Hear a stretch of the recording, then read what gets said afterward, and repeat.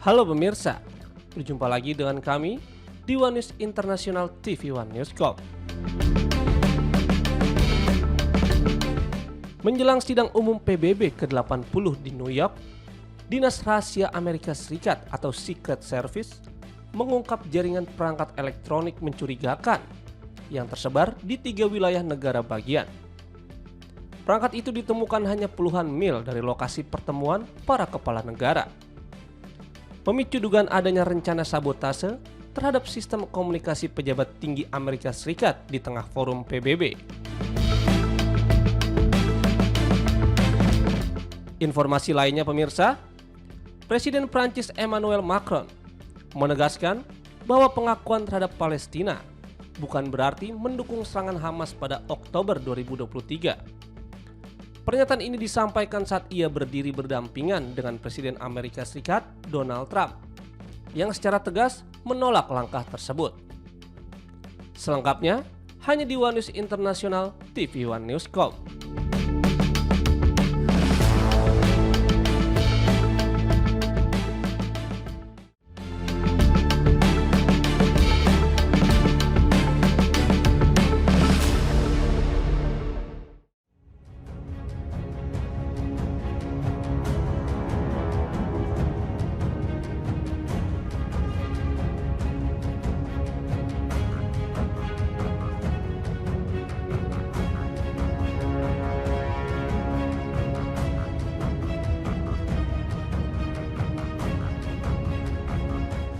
Amerika Serikat melarang delegasi Iran yang menghadiri sidang Majelis Umum PBB di New York untuk membeli barang mewah dan membatasi pergerakan mereka.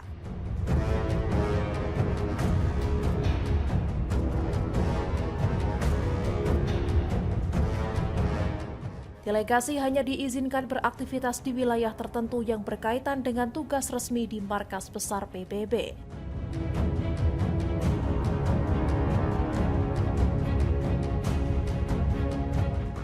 Pemerintah Amerika Serikat menyebut langkah ini sebagai bagian dari tekanan maksimal terhadap rezim Iran.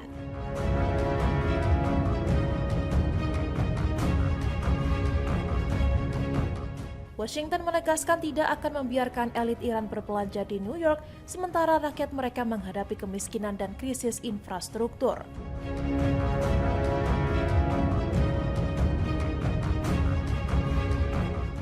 Langkah ini juga dinyatakan sebagai bentuk dukungan terhadap rakyat Iran yang menuntut kehidupan lebih baik.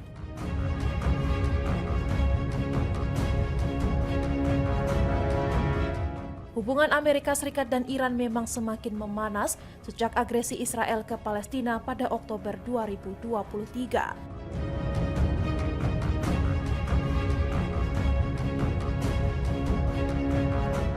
Negeri Paman Sam menganggap Hamas sebagai kelompok yang didukung Iran sehingga menuding Teheran ikut bertanggung jawab dalam konflik.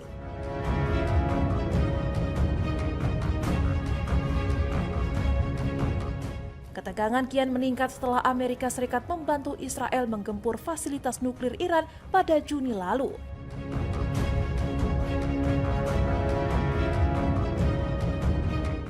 Iran menegaskan serangannya ke Israel merupakan balasan atas gempuran terhadap fasilitas diplomatik mereka di Suriah dan sebagai bagian dari dukungan terhadap perjuangan Palestina.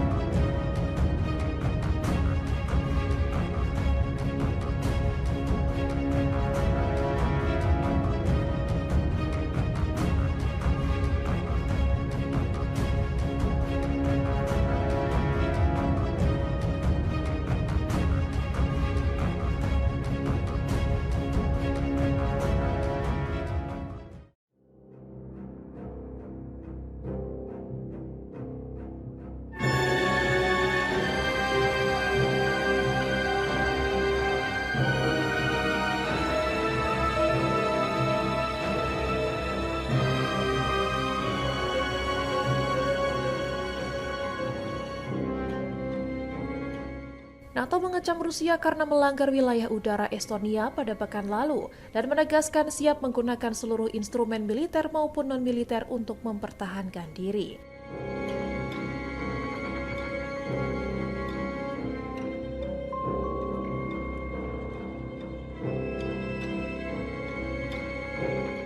Aliansi tersebut menilai Rusia menunjukkan pola perilaku yang semakin tidak bertanggung jawab.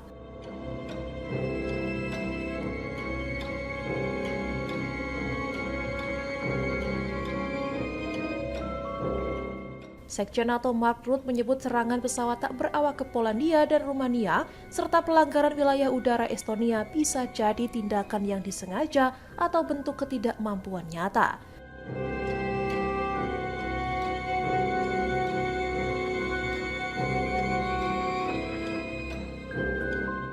NATO TV merilis video pengawasan udara di Polandia pada 19 September yang merupakan misi pertama pesawat AWACS dalam operasi Penjaga Timur.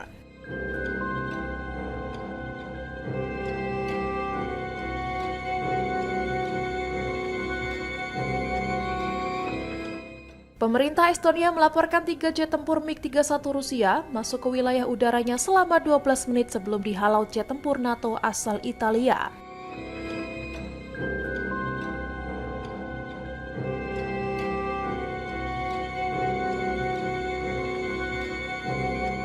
Pejabat Barat menilai insiden tersebut kemungkinan dilakukan untuk menguji kesiapan dan tekad NATO.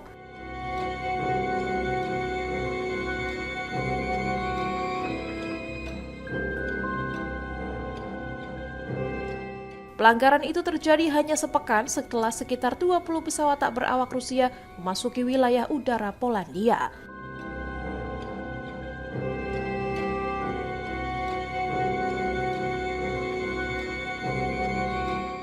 Jet tempur NATO sempat menembak jatuh beberapa drone Rusia dalam insiden tersebut.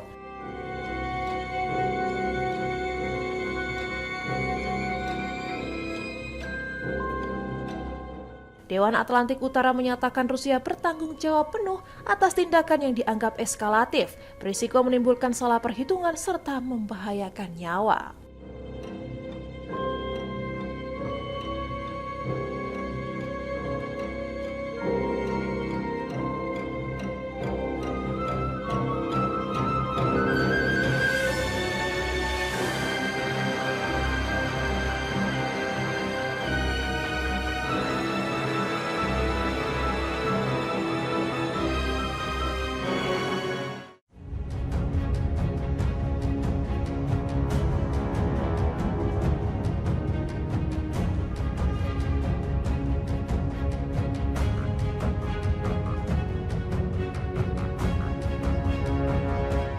Gedung Putih Amerika Serikat pada Selasa 23 September 2025 memprotes eskalator yang mati di Markas Besar Perserikatan Bangsa-Bangsa atau PBB saat sidang umum PBB.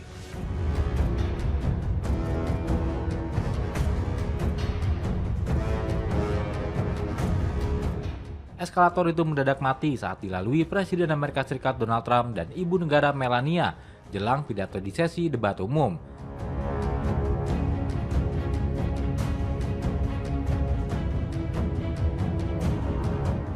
Ia menuding matinya eskalator itu disengaja oleh PBB untuk mempermalukan Trump.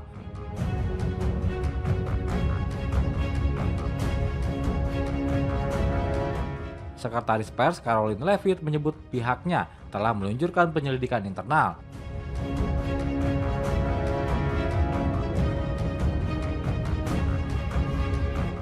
Kekhawatiran sabotase itu mencuat setelah surat kabar The Times of London melaporkan adanya candaan di kalangan staf PBB.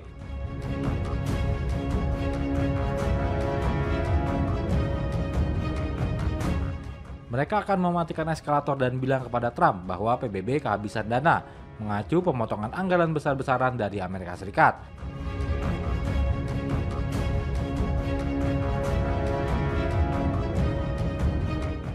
Namun PBB membantah adanya niat jahat.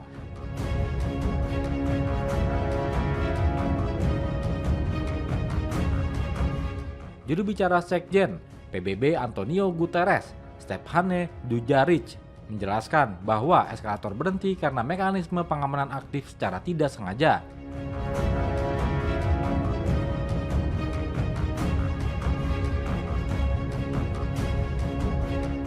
Ia menambahkan kemungkinan besar fungsi keamanan tersebut terpicu oleh seorang videografer yang sedang merekam kedatangan delegasi Amerika Serikat.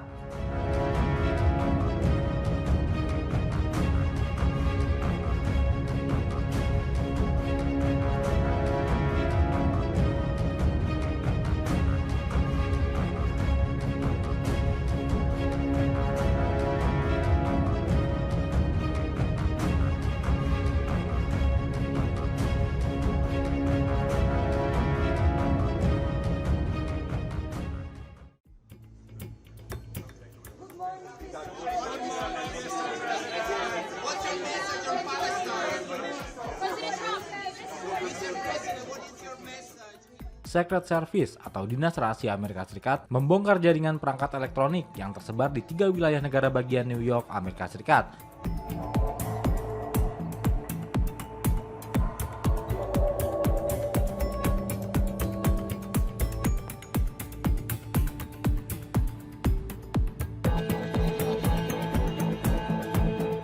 Diduga jaringan perangkat elektronik itu akan dipakai untuk mensabotase telekomunikasi pejabat senior pemerintah Amerika Serikat.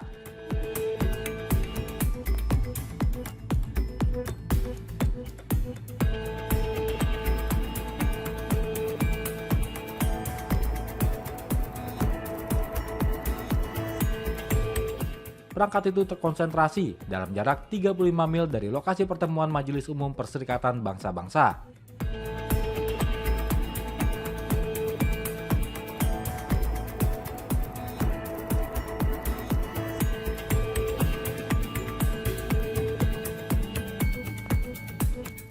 Sebagai informasi, PBB menggelar sidang umum yang dihadiri sejumlah kepala negara di New York, Amerika Serikat.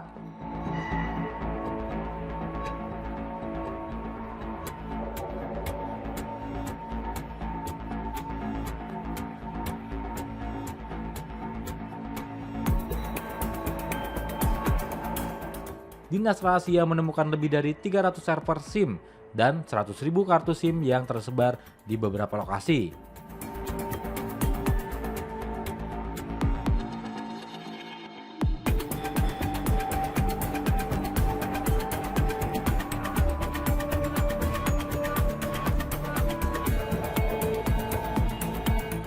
Sebagai informasi, Dinas Rahasia Amerika Serikat atau Secret Service adalah lembaga penegak hukum federal yang punya 2 misi besar untuk melindungi pemimpin negara Amerika Serikat dan menjaga integritas sistem keuangan Amerika Serikat.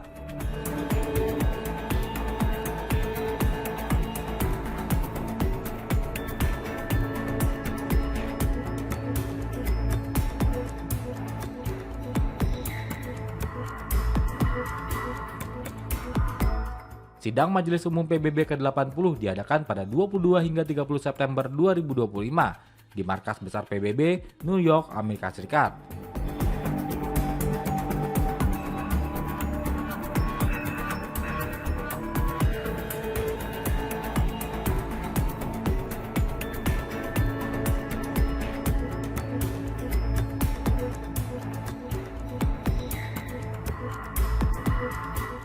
Sidang tahun ini mengambil tema Better Together, 80 Years and More for Peace, Development and Human Rights.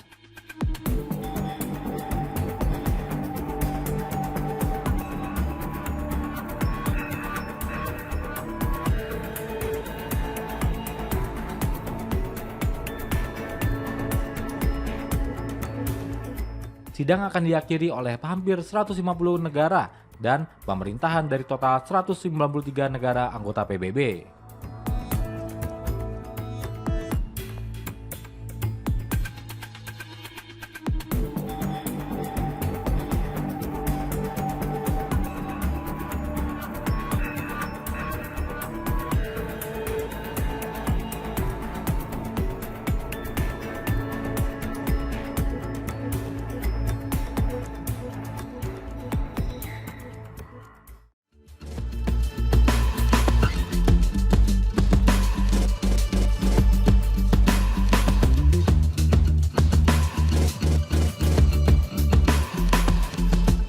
Presiden Amerika Serikat Donald Trump menyampaikan klaim besar saat berpidato di sidang Majelis Umum PBB di New York.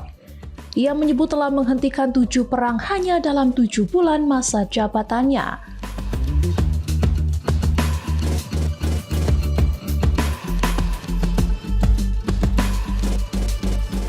Trump menilai pencapaian itu belum pernah dilakukan presiden maupun perdana menteri lain di dunia.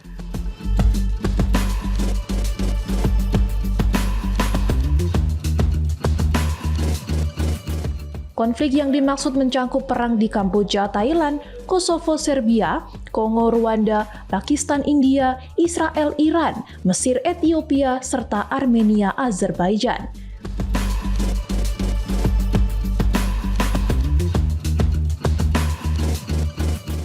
Menurutnya, keberhasilan itu sepenuhnya hasil upaya diplomasi yang ia lakukan secara langsung dengan para pemimpin negara terkait.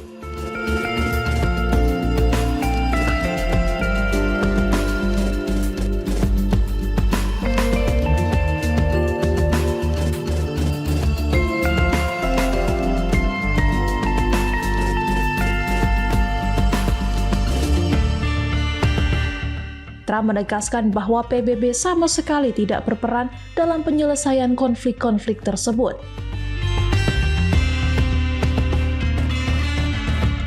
Ia mengkritik PBB yang dianggap hanya menghasilkan pernyataan keras tanpa tindakan nyata.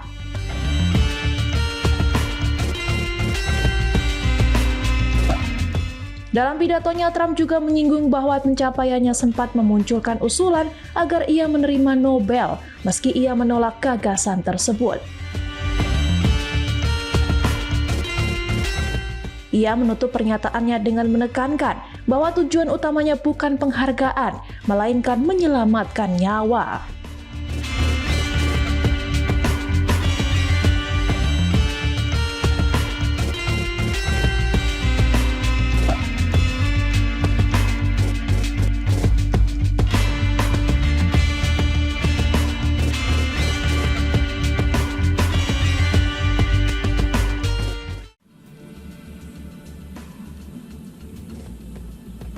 Llegue de nuevo la hora de los pueblos.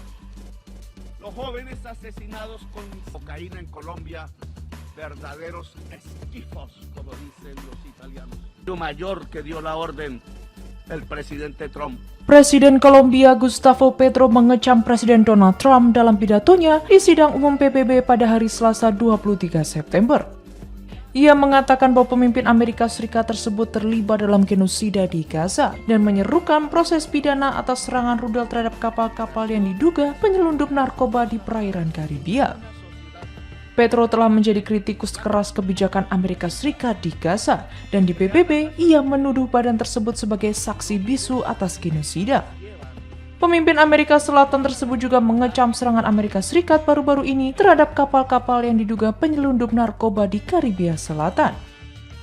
Di tengah peningkatan kekuatan militer Amerika Serikat yang besar di wilayah tersebut yang mencakup 7 kapal perang, sebuah kapal selam bertenaga nuklir, dan pesawat tempur siluman F-35. Di lain sisi, Menteri Luar Negeri Amerika Serikat Marco Rubio memperingatkan pada hari Selasa 23 September bahwa kesabaran Presiden Donald Trump dalam mengakhiri konflik di Ukraina tidaklah terbatas, dan mengatakan akan tiba saatnya Trump akan mengenakan biaya atas agresi yang berkelanjutan. Komentar Rubio di Dewan Keamanan PBB muncul ketika Trump tampaknya memperketat pendiriannya terhadap Moskow dalam perangnya di Ukraina, dengan mengatakan ia yakin Kiev dapat merebut kembali semua wilayahnya yang diduduki dan bahwa Ukraina harus bertindak sekarang karena Rusia menghadapi masalah ekonomi besar. Presiden Ukraina Volodymyr Zelensky memuji pernyataan tersebut sebagai perubahan besar. La política antidrogas es para dominar los pueblos del sur en general. Gracias, muy amable.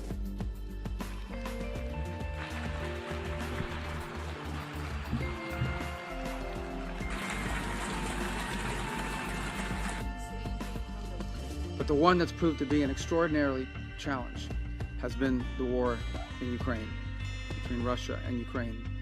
The president has worked on it tirelessly, has invested a tremendous amount of his own time, energy, and the highest levels of our government. We have had meetings in Turkey, meetings in Saudi Arabia, meetings in Alaska, countless phone calls, doing everything possible to bring this conflict to a resolution.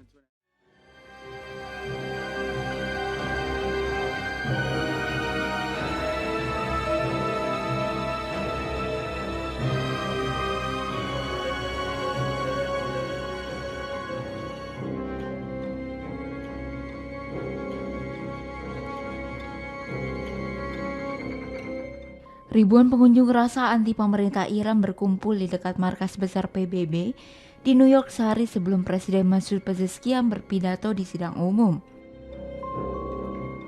Para demonstran meneriakkan slogan kebebasan demokrasi sambil mengibarkan bendera sebagai simbol perlawanan terhadap rezim Iran.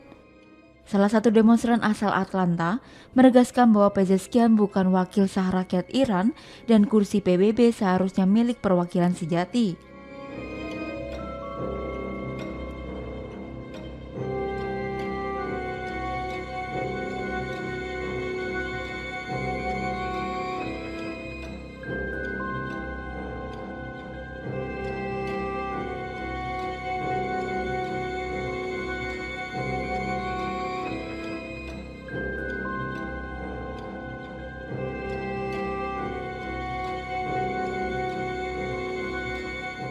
Demonstran menyatakan hanya Dewan Nasional Perlawanan Iran dan Maryam Razavi dengan rencana 10 poin yang layak menjadi alternatif rezim. Aksi ini diselenggarakan oleh Organization of Iranian American Communities yang berafiliasi dengan kelompok Mujahidin Rakyat Iran, faksi utama oposisi di pengasingan.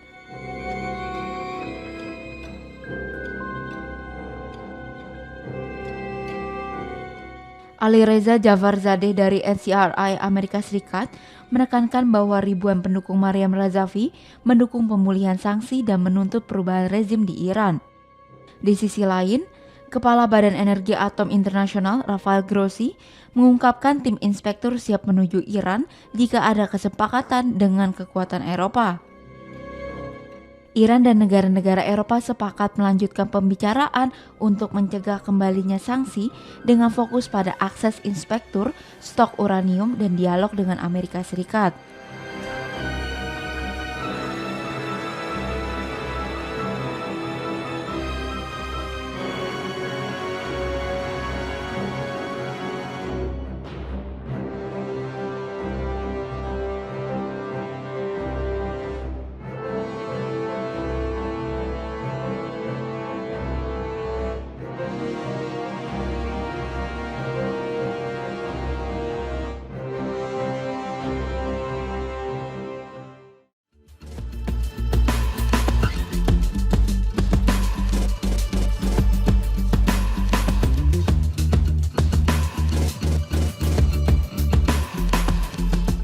Presiden Prancis Emmanuel Macron menegaskan pada Selasa 23 September bahwa pengakuan negara Palestina tidak berarti melupakan serangan mematikan Hamas pada Oktober 2023.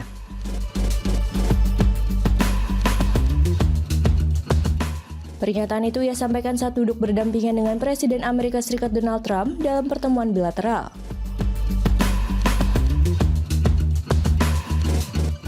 Trump dengan tegas mengecam langkah negara barat termasuk Prancis yang mengakui Palestina.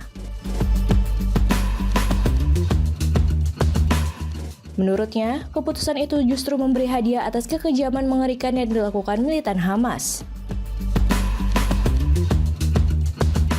Dalam pidatonya di Majelis Umum Perserikatan Bangsa-Bangsa PBB, Trump menegaskan kembali penolakannya terhadap pengakuan Palestina, sebuah sikap yang membuat Amerika Serikat semakin terisolasi dalam dukungannya terhadap Israel.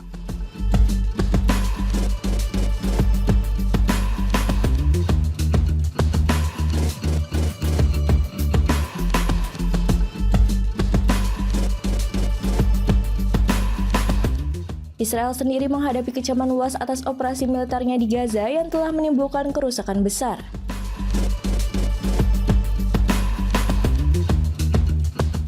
Menurut otoritas kesehatan setempat, lebih dari 65.000 warga Palestina tewas, sementara Badan Pemantauan Kelaparan Global melaporkan sebagian wilayah Gaza kini mengalami kelaparan.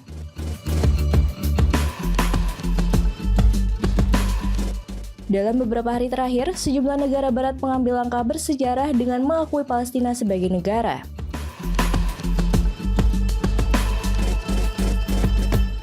Inggris, Kanada, Australia, dan Portugal mengumumkan pengakuan pada minggu lalu, disusul Prancis dalam sebuah pertemuan puncak dunia di New York Senin 22 September.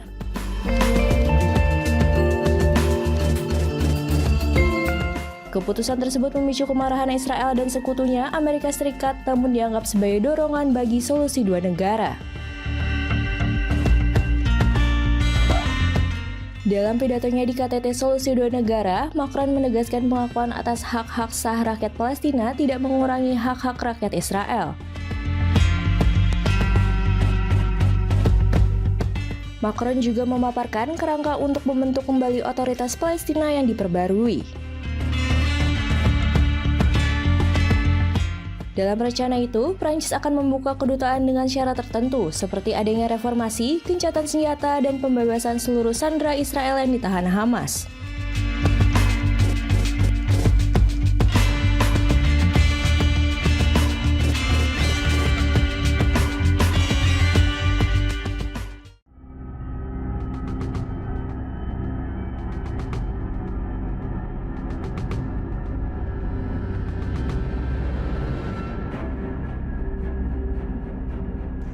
Super Topan Ragasa tercatat sebagai siklon tropis paling kuat di dunia tahun 2025 yang kini melanda Hong Kong dengan kekuatan dahsyat.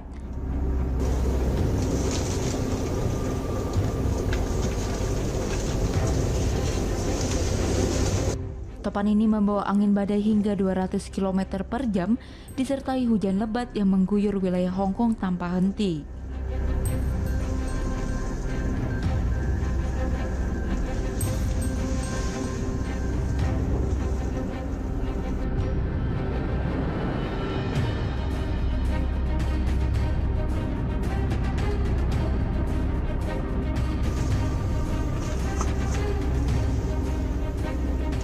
Lebih dari 700 penerbangan terpaksa dibatalkan akibat kondisi cuaca ekstrim yang tidak memungkinkan untuk perjalanan udara.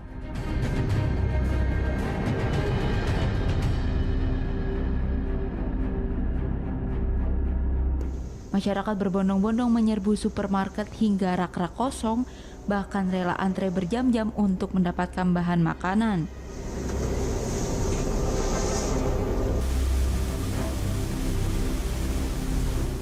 Banyak warga menempelkan lakban di jendela rumah mereka sebagai langkah darurat untuk mengurangi risiko pecahan kaca berterbangan.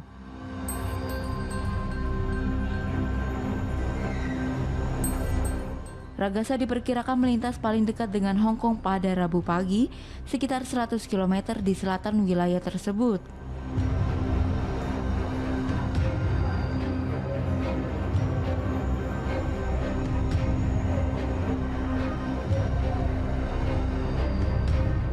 Pemerintah Hong Kong mengaktifkan sinyal topan level 10 pada Selasa malam yang merupakan peringatan tertinggi dalam sistem peringatan badai.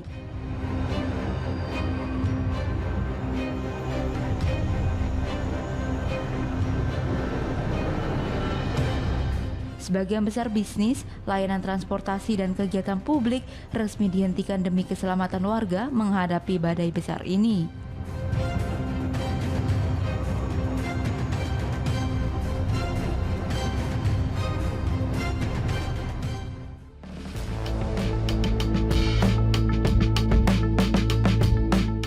Demikian informasi yang dapat kami sampaikan pemirsa.